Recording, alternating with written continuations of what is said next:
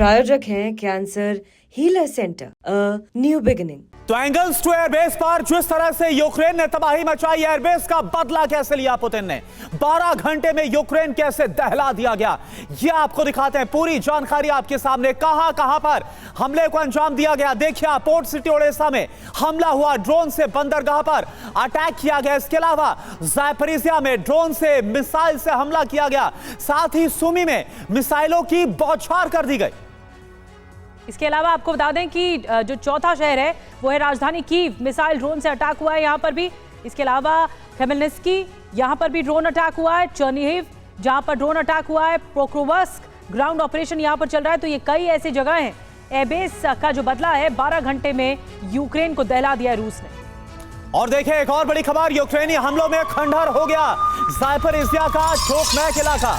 Missile attack में रिहायशी इमारत पूरी तरह से तबाह हो गई। टोकमैक से संवाददाता मनीष झा की वर्ल्ड एक्सक्लूसिव एक और रिपोर्ट आपको दिखाते हैं। चलिए, हम आपको दिखाते हैं कि टोकमैक इलाके में जहां पर यूक्रेन ने सिविलियन घरों को जब अटैक किया तो उसकी क्या स्थिति है। तो इस बिल्डिंग के अंदर हम प्रवेश कर रहे हैं और हम आपको दिखाने की कोशिश भी कर रहे हैं। सामान्य तौर पर अगर आप देखें तो इस तरह के घरों में जो कि आप साफ तौर पर देख रहे हैं कि बहुत ही मजबूत दीवारें बनाई गई है, और जो कि नॉर्मल जो सोवियत यूनियन के इलाकों में जिस तरह के घर दिखते हैं। लेकिन चूंकि यहाँ पर लगातार अटैक किए गए रॉकेट से, ड्रोन से, और यहाँ पर जो रहने वाले आम लोग थे उनको फिर यहाँ से ये जगह खाली करके जानी पड़ी। सबसे बड़ी बात है कि जून जुलाई 2023 यानी इस युद्ध के 2 साल पहले से ही यूक्रेन ने इस इलाके पर कब्जा करने का मंसूबा बनाया, और रूसी सेना को इस बात का अंदेशा था, इसलिए इस इलाके के आगे करीब 10-15 किलोमीटर आगे उन्होंने सुरक्षा की कई दीवारें खड़ी कर दी थी। एक ऐसी दीवारें जिसको यूक्रेन के सैनिक भेद नहीं पाए। ये वही समय था जब पहली बार पश्चिमी देशों की तरफ से एक से बढ़कर एक अत्याधुनिक हथियार देने का दावा किया गया था।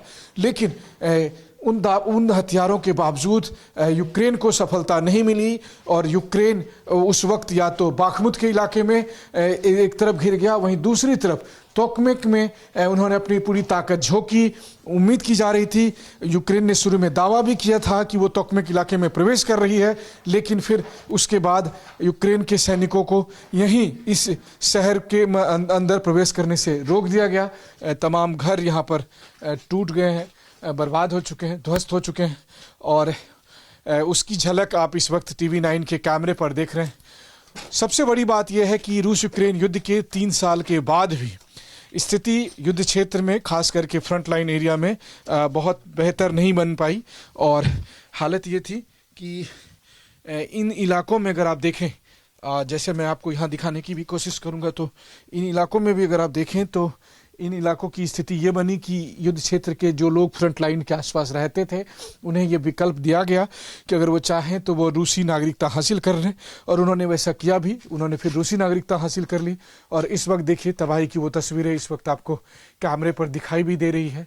और यहाँ से महज कुछ ही दूरी पर यूक्रेनियन फ्रंट लाइन मौजूद है, लेकिन रूसी सेना ने लगातार इस इलाके में बहुत बहादुरी के साथ कहें या बहुत ही सटीक रणनीति के साथ न केवल इस इलाके को बचाए रखा, बल्कि यहाँ के लोगों का दिल भी जीता जब उन्हें सुरक्षित तौर पर वो यहाँ से निकाल कर लेके गए।